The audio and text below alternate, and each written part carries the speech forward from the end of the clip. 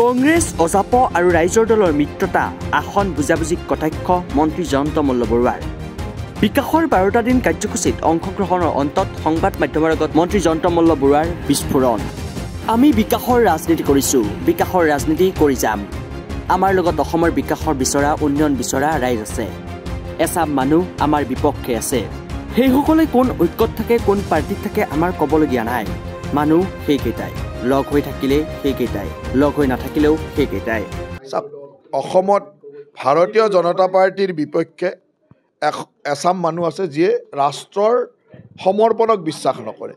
সেইচাম মানুহ কংগ্ৰেছত থাকে ৰাইজৰ দলত থাকে CPMত থাকে AJPত থাকে আমাৰ কি পাৰ্থক্য আছে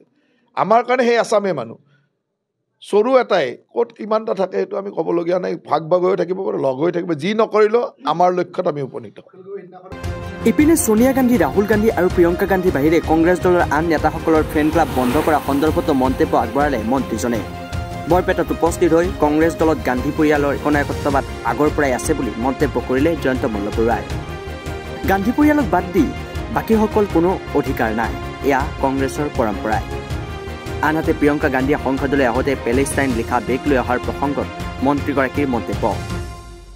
আমাৰ সনাতনী সংস্কৃতিক বিশ্বাস কৰা মানুহৰ যিটো অৱস্থা হৈছে সেই অৱস্থাৰ পক্ষত কংগ্ৰেছ দলে এষাৰো মাত মতা নাই কিন্তু ভাৰতৰ সংসদলৈ আহোঁতেই পেলেষ্টাইন লিখা থকা বেগ লৈ অহাটোৱেই লাজ লগা কথা তাতকৈ লাজ লগা কথা পাকিস্তানৰ প্ৰাক্তন মন্ত্ৰীয়ে এই কামটোক প্ৰশংসা কৰিছে বাংলাদেশত লাখ লাখ হিন্দু মানুহৰ বিপদ হৈছে কিন্তু কংগ্ৰেছে এষাৰো মাত মতা নাই আজিৰ তাৰিখত কোনো ৰাষ্ট্ৰবাদী চিন্তা চৰ্চা কৰা মানুহে কংগ্ৰেছ দলত থাকিব নোৱাৰে কাৰণ কংগ্ৰেছ দলত থকাৰ পৰিৱেশেই নাই আজিও যদি আপোনালোকে চায় যে ভাৰতবৰ্ষৰ ওচৰৰে বাংলাদেশ এখন ৰাষ্ট্ৰ য'ত আমাৰ সনাতনী সংস্কৃতিৰ মানুহে যথেষ্ট কষ্টত আছে হিন্দু মানুহৰ ওপৰত অত্যাচাৰ কৰা হৈছে এবাৰো কংগ্ৰেছ দলৰ কোনো নেতাই এষাৰো মাত মতা নাই তাৰ বিপৰীতে প্ৰিয়ংকা গান্ধী আজি পেলেষ্টাইনৰ বেগ লৈ তেওঁলোকে সংসদ ভৱনত সোমাইছে গতিকে যি মানুহে সেই সিমানখন ৰাষ্ট্ৰখনৰ প্ৰতি শ্ৰদ্ধা নাই আৰু প্ৰিয়ংকা গান্ধীৰ পেলেষ্টাইনী বেগটোক লৈ পাকিস্তানৰ প্ৰাক্তন মন্ত্ৰীয়ে কমেণ্টছ দিছে গতিকে বুজা যায় যে কংগ্ৰেছ দল কি পৰ্যায়ত আছে এই ধৰণৰ দল এটাত কেনেকৈ ৰাষ্ট্ৰবাদী মানুহ থাকিব সেইকাৰণে কোনো ৰাষ্ট্ৰৰ হিতৈষী মানুহ তাত থাকিব নোৱাৰে সকলো মানুহ এতিয়া ভাৰতীয় জনতা পাৰ্টিলৈ অহা আৰম্ভ হৈছে ইপিনে বিজেপিৰ বৰপেটা জিলা কাৰ্যালয়ত অনুষ্ঠিত বিশেষ দলীয় সভা এখনত অংশগ্ৰহণ কৰিলে মন্ত্ৰী জয়ন্ত মল্ল বৰুৱাই এই সভাতে বৰপেটা ব্লক কংগ্ৰেছৰ সভাপতি জিজু শৰ্মাই অৰ্ধশতাধিক সতীৰ্থসহ বিজেপিত যোগদান কৰিলে জাতীয়তাবাদৰ কথা যদি ক'ব লাগে সেয়া ভাৰতীয় জনতা পাৰ্টিয়ে ক'লে প্ৰকৃত জাতিটোৰ যদি উদ্ধাৰৰ কাম কৰিছে সেয়া ভাৰতীয় জনতা পাৰ্টিয়ে কৰিছে হিমন্ত বিশ্ব শৰ্মা ডাঙৰীয়া কৰিছে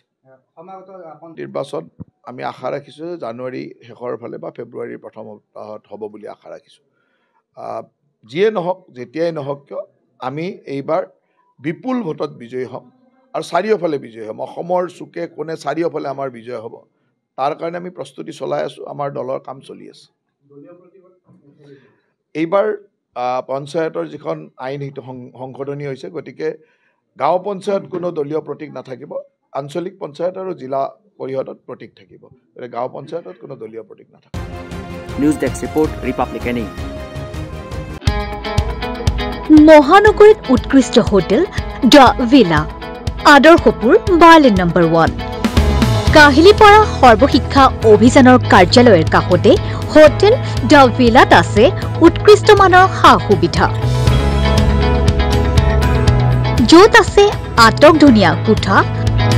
লগতে পাব লাক্সাৰী সুইট আৰু ডিলাক্স ৰুম